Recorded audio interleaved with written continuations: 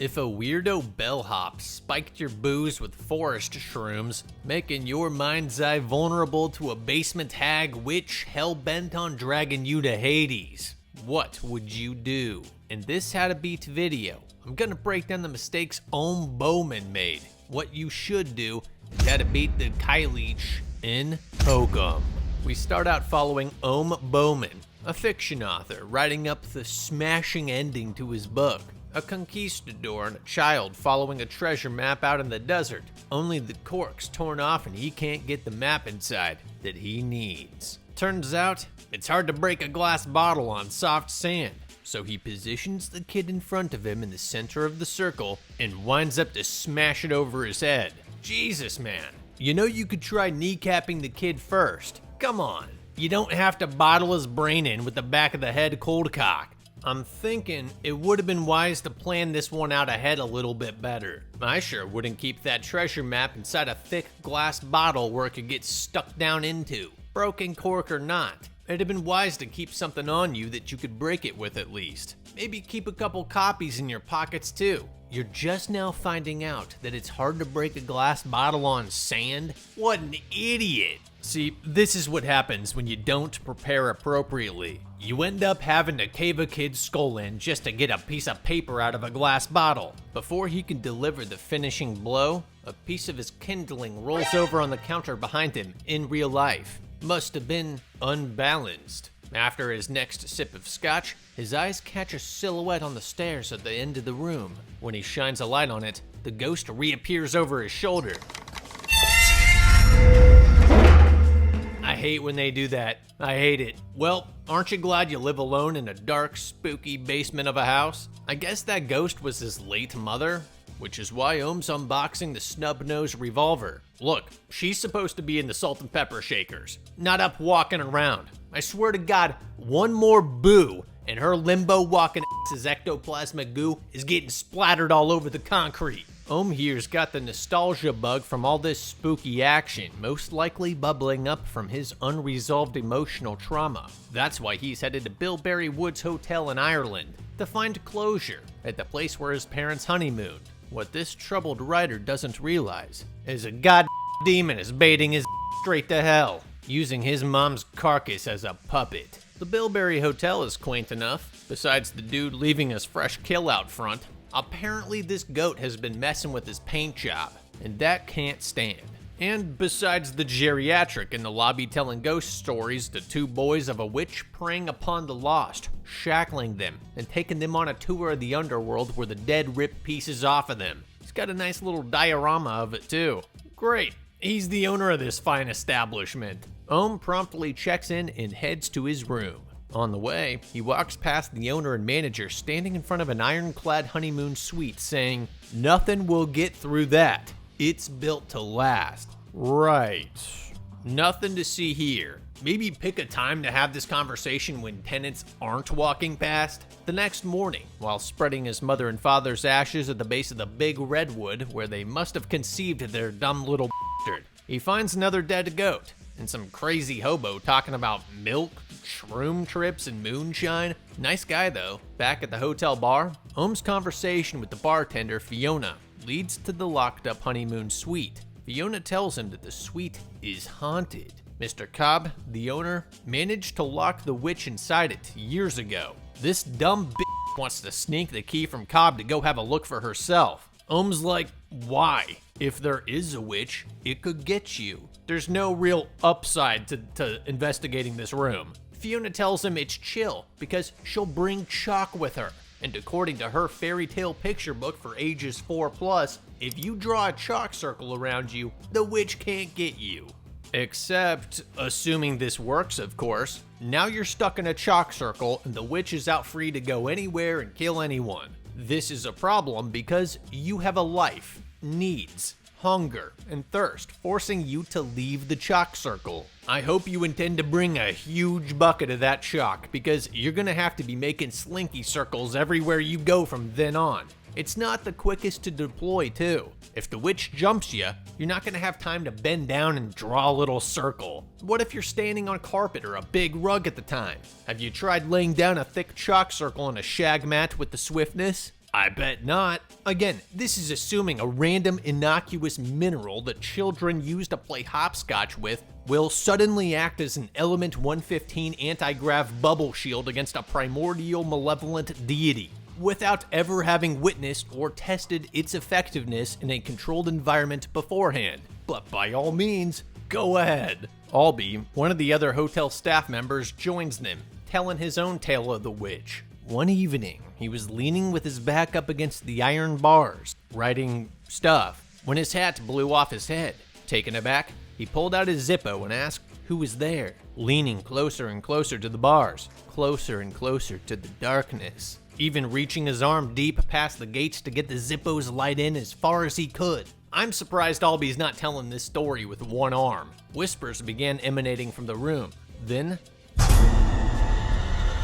oh, they just locked some old bat in there. Superstitious bunch here, scared by a sundowning elderly woman. That's all this is. I don't get it. Cobb, Mall, they should know that the witch can come right up to the gate moaning and stuff. So why not build a wall in front of it? Make it as though the room never existed.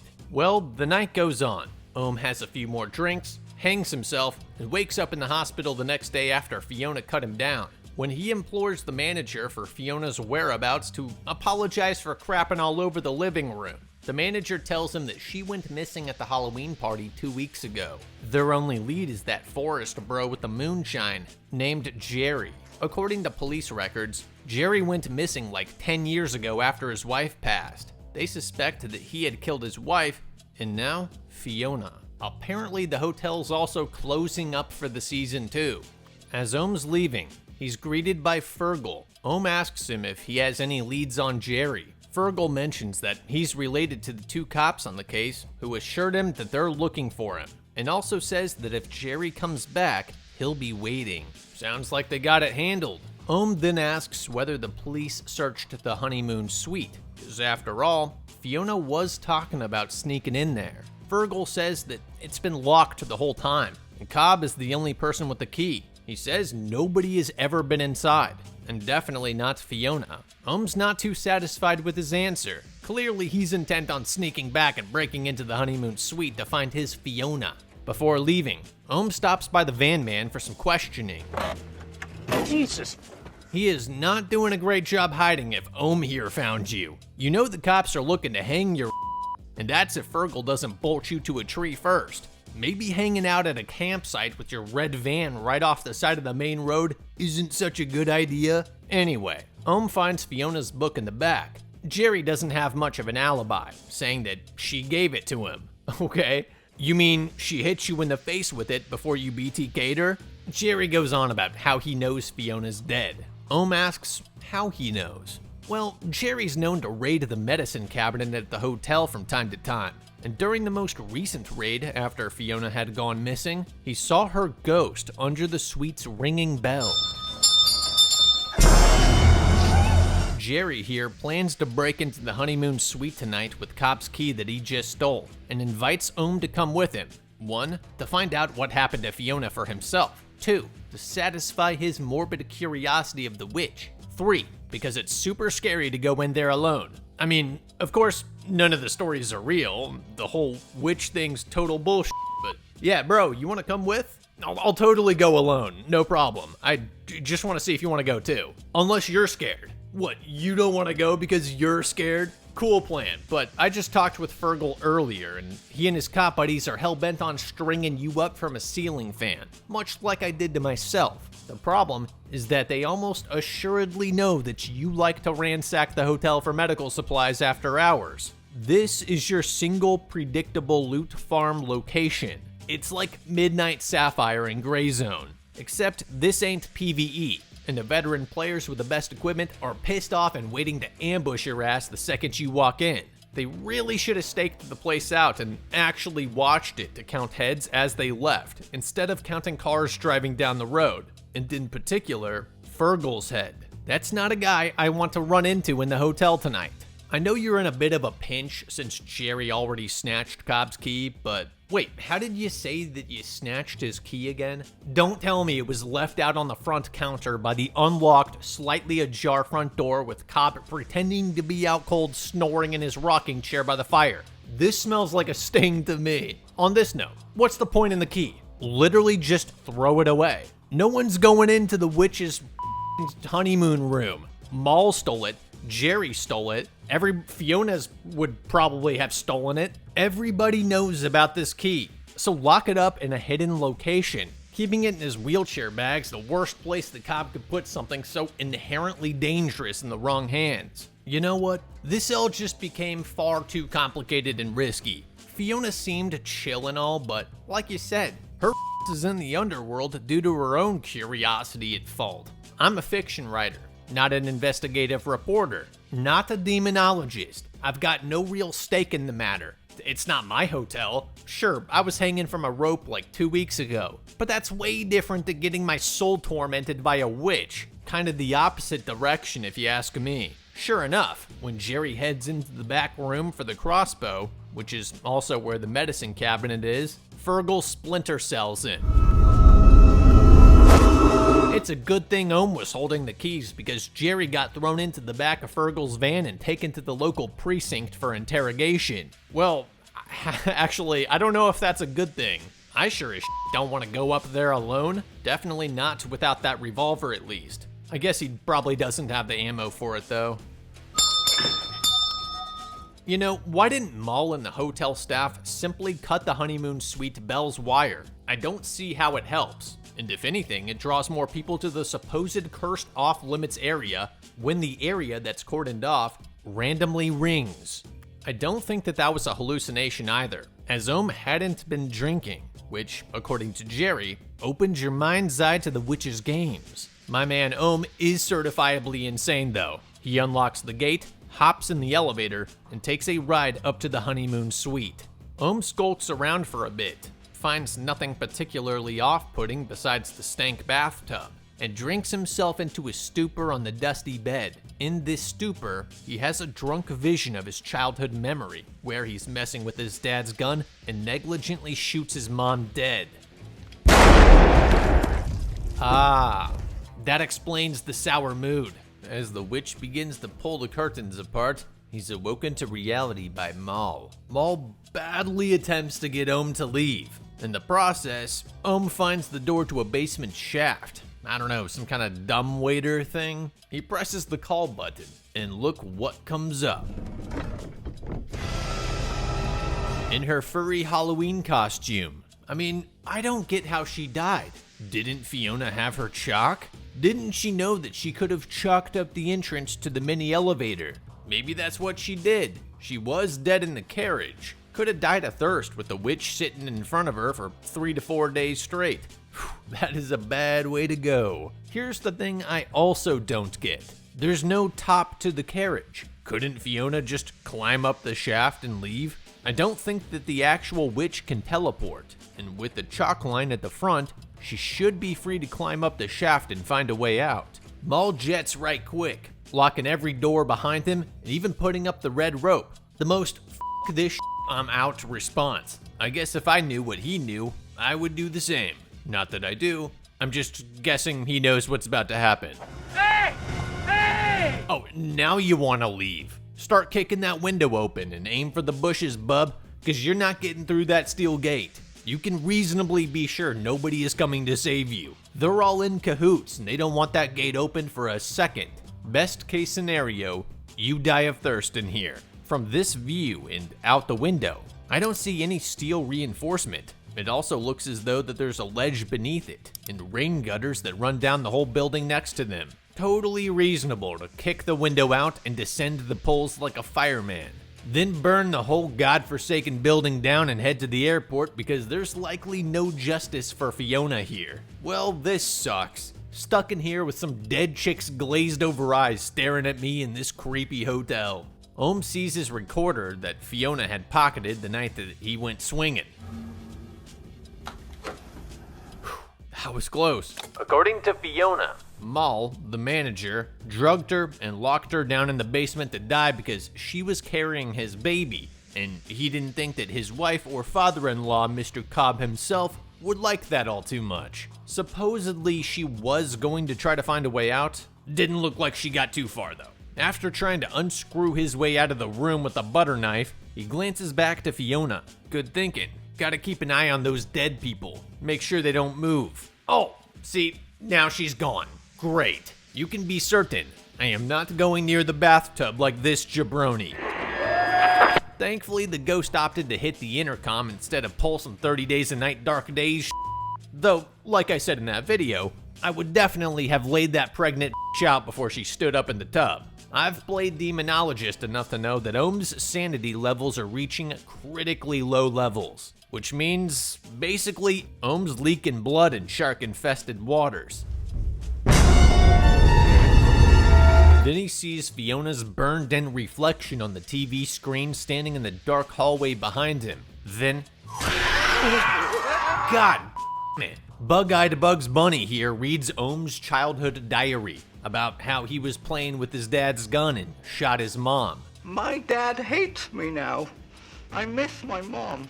I'm scared all the time. Ooh, man, that is rough. Ohm's plan here is to escape this cursed land at all costs. Nope, just kidding. He actually intends to trade seats with the dead body and ride the carousel down into the basement. Don't worry, he jerry-rigged the cute bell clock to strike the call button in about 5 minutes or so. That way, this genius can check it out without getting stuck down there. Except, that. Why?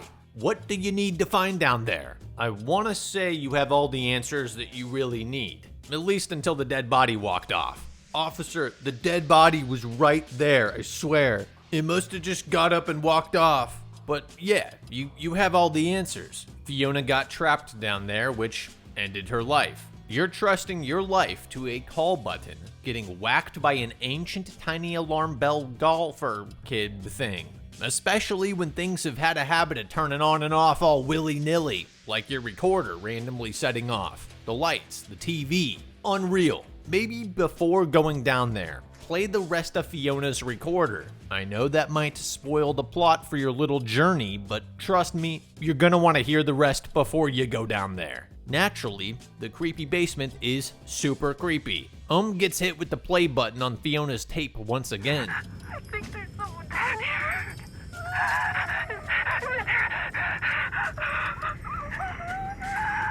Uh-oh. Ohm runs back to the elevator, climbs in and counts down to liftoff with the moaning getting closer and closer. Finally, the piece of clock gets unstuck and hits the call button. As Ohm ascends, he stares into the eyes of the old witch mere feet from where he was. It ain't over. Far from it.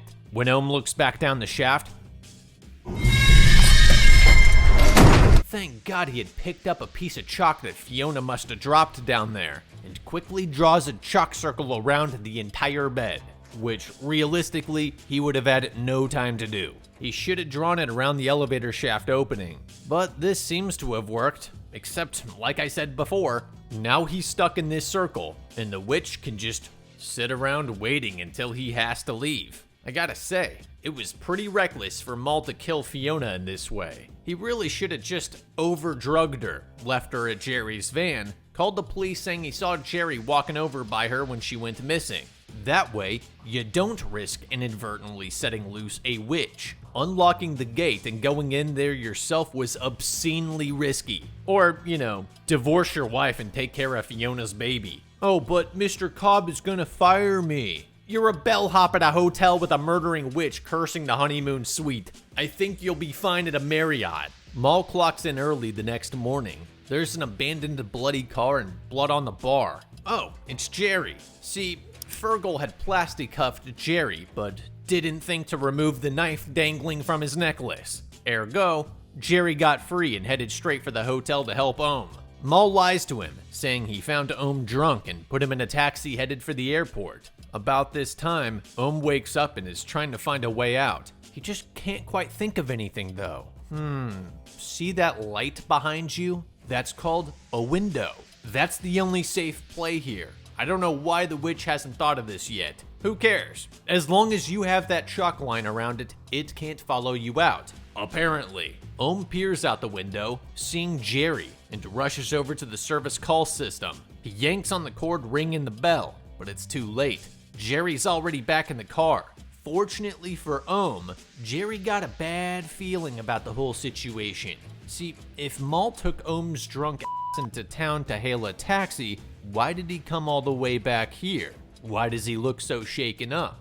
Jerry picks up his axe and threatens Mal to give him the honeymoon keys. Here's the problem. If Mal was up to foul play, turning your back on him to go find Ohm is not the wisest move, especially not with that crossbow tucked away in the back room. You need to deal with Mal first. Not necessarily kill him, but at least lock him out of the hotel first. You okay? I live. Seeing Jerry get shot in the head with a crossbow bolt by Mal, Ohm flees into the basement with the key. Mal chases after him because, yeah, that gate seemed to be self-locking, and he also put a blanket over the space heater to burn the whole place down and cover up his crimes, so he needs to get out of here. And without that key, he can't. Well, he could go out the window, too, but yeah, he totally needs the key. Ohm's plan is to use what's left of that tiny piece of chalk. Seriously, who brings this little of chalk into the witch's den? Fiona. Anyway, he uses what's left of the chalk to make a little circle around himself while tying the key up with the rest of the ornaments. The plan here is for the witch to snatch Mal while he's standing there trying to untie the key. Then, Ohm can go cut the key down real quick and flee while Mal is dragged into the underworld. It works about as well as he could have hoped, except for getting chained up at the last second before he finishes the circle. Ooh. Too slow with the chalk, bruh. Personally, if we rewinded this, I would take my chances with that tiny crossbow bolt in Mal's hands than a literal demon from hell. I would not be coming down here. It works out for him, because before he gets drug into the demon pit to get his soul shredded like Mal, Ohm uses that little saw that Fiona had used to cut him down to saw through his thick steel chains. Right, those barely cut through the rope, yet they're lasering through these chains. An industrial thick witch's slave chain. And how lucky was it that you're just carrying Fiona's saw around in your pocket this whole time for no reason? Because don't tell me this was your plan, to get chained up so you can saw through it and run away. That's just dumb. Well, Ohm escapes the basement, the honeymoon suite, and luckily Fergal had run into the burning building at the exact perfect time so that when he checked that floor's hallway, Ohm had just come out of the elevator gate and fallen to the ground. 10 seconds too early, and Ohm's not there. Fergal's not finding him, and he's dying in that fire. The next scene is Ohm at the hospital, finishing the ending to his book script. The way he writes the ending is that instead of bottling the kid, he offers to sacrifice himself, to have the kid bottle him. The kid winds up for the shot and then throws it over the dune, sparing the man. Not that the kid would have the strength to break the bottle anyways. Outside of their view, that bottle lands next to a goat skull that could have been used to break the bottle. It doesn't matter though, they have each other. At least for the next 8 hours before they both die of dehydration. With the book finished, Adam Scott is a changed man. Though it really doesn't feel like it. Albie visits him in the hospital bringing booze and friendship. Ohm, now with a new appreciation for life, finding people who care about him, is still an insufferable hole. I gotta say, I think now's the time to be working on your story. Not your fiction story. I mean, the real story about how you were involved and at the scene of a crime where 2 bodies were found and Mal went missing. Bro's casually sipping on apple juice, doodling the ending to his Conquistador trilogy, when he wakes up in the hospital after being involved in a triple homicide arson job where he was just found swinging from the ceiling fan not 2 weeks ago. Dude, you need to call a defense attorney right now. As for the witch, what happens now that there's no walls around the cursed basement holding the witch in? I don't know, but I'm flying back to America. Ultimately, had Kappa put a wall over the honeymoon suite and threw away the key, none of these shenanigans would have played out. Had that Fiona not banged the married bellhop, she might not have gotten drugged and stuffed into a dumbwaiter sent down to hell. For that reason, I'd say the moaning hag in Hokum remains unbeaten. Moral of the story: remember the 4 rules of gun safety so you don't negligently blow your mom's brains out.